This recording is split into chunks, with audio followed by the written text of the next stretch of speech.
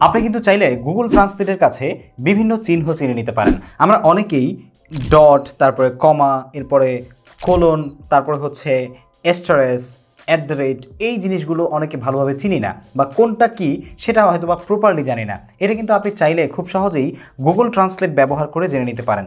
Google ট্রান্সলেটে গিয়ে just আপনার যেটা জানা দরকার সেটাকে আপনি এরকম লিখবেন, যেমন এটা লিখলাম, তারপরে আমরা হ্যাশট্যাগ দিলাম, তারপরে পার্সেন্ট দিলাম, এইখান থেকে হচ্ছে এটা দিলাম। এখন এই যে সংখ্যাগুলো বা এই যে আপনারা চিহ্নগুলো দেখতে পাচ্ছেন, এগুলো হয়তো বা অনেকে চেনেন না, বা এগুলোর উচ্চারণটা কি সেটা প্রপারলি জানেন না। সো এই উচ্চারণ আপনি প্রপারলি জেনে নিতে পারেন। জাস্ট এখান থেকে আপনি বেঙ্গলি টু ইংলিশ দিবেন, ইংলিশ দেওয়ার পরে এখানে স্পিকার অন করে দিবেন। স্পিকার অন করলে কিন্তু আপনি শুনতে পারবেন, ঠিক আছে? এই যে $%**. ওকে, যেমন আমি এখান থেকে শুধু ডট দিলাম, এটা কি, এটা যদি শুনি